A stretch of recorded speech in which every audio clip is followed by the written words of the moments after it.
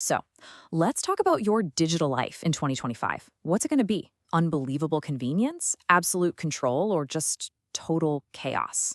We're being promised this incredible, seamless world, but it really makes you wonder what the catch is. Let's dig into that trade off. And really, it all boils down to this one question. It's the deal we're making every single day, whether we realize it or not. We get this super smooth, easy experience, but what exactly are we giving away to get it? Let's unpack that bargain, starting with all the good stuff we're promised. Okay, so first, the dream, right?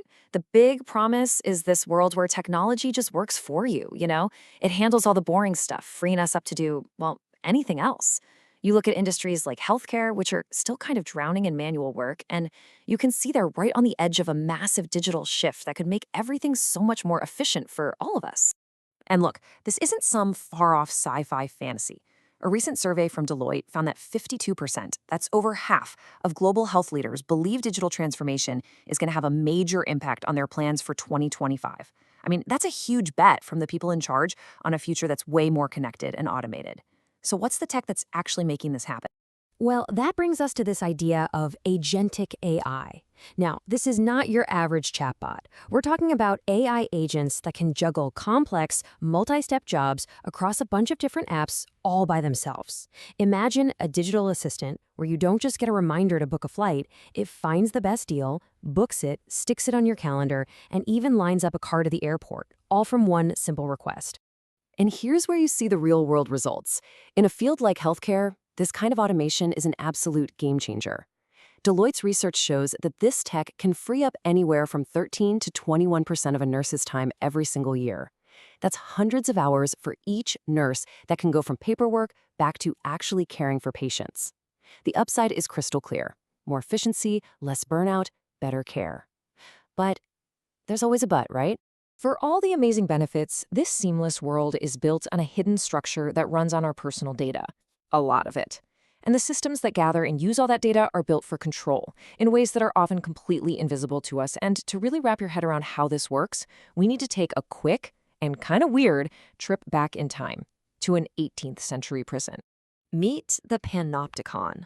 The genius of this design, and it's a pretty scary kind of genius, is how efficient it is. You have a single guard in that central tower who can see into every single cell. But the prisoners? They can't see the guard. So since they never know for sure if they're being watched at any given moment, they have to act like they're always being watched. The surveillance just becomes a part of their own head. So, what on earth does a centuries old prison have to do with your phone? Well, pretty much everything. Today's digital panopticon runs on the exact same principle. The guard tower? Those are the platforms we use every day, social media, search engines, you name it. The unseen guards? They're the algorithms and the companies watching every click, every like, every share. And us, the users, we're in the cells, and our data is being used constantly to shape what we do next. So why does it feel like these platforms, which start out so great, always end up feeling kind of predatory? Author Cory Doctorow came up with a fantastic term for it, enshittification. Yeah, it's a mouthful, but it perfectly describes this predictable cycle where platforms decay because they start to care more about their profits than their users. And it pretty much always happens in 3 steps. First, the platform is amazing for us, the users. They'll even lose money just to get us all on board. Then, once we're all locked in, they start making the experience worse for us to make their business customers happy. Think more ads, more promoted junk in your feed.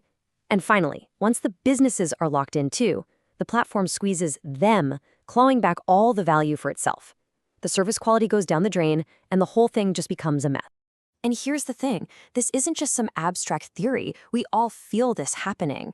A study from the Pew Research Center found that a staggering 91% of Americans feel like they've lost control over their own personal information. 91%, that's basically everyone. It's this deep feeling of powerlessness, but it doesn't have to be the end of the story. So what can we actually do about it? This is where we get to the synthesis, the path forward. And look, this isn't about throwing your phone into the ocean and becoming a hermit. It's about being deliberate and building a digital future where we actually have a say. It's about forging a new kind of digital autonomy.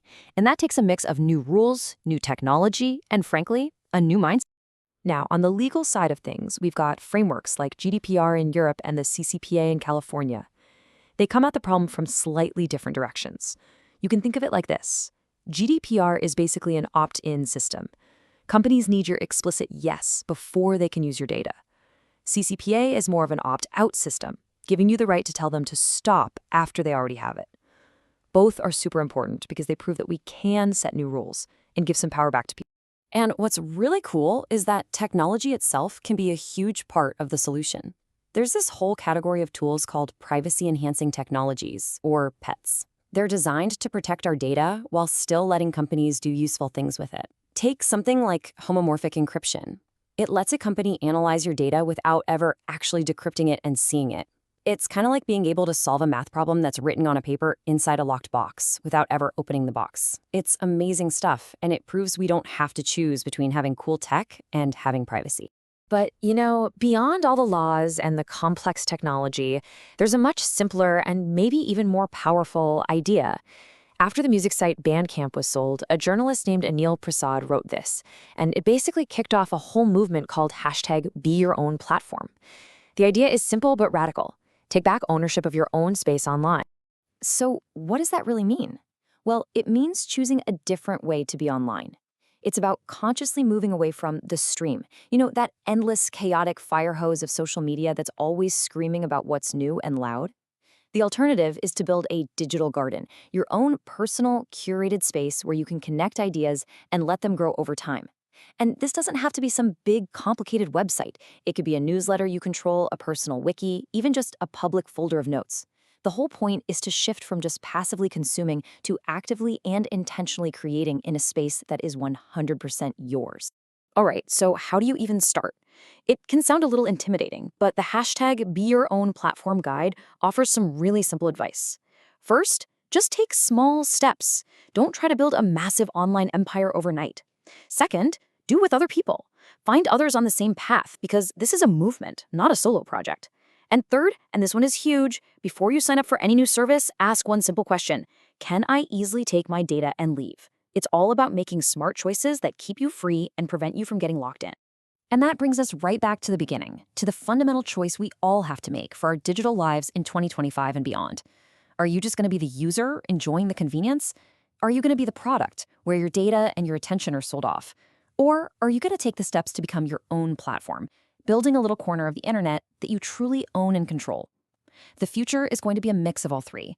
And where that balance lands, well, that's up to us.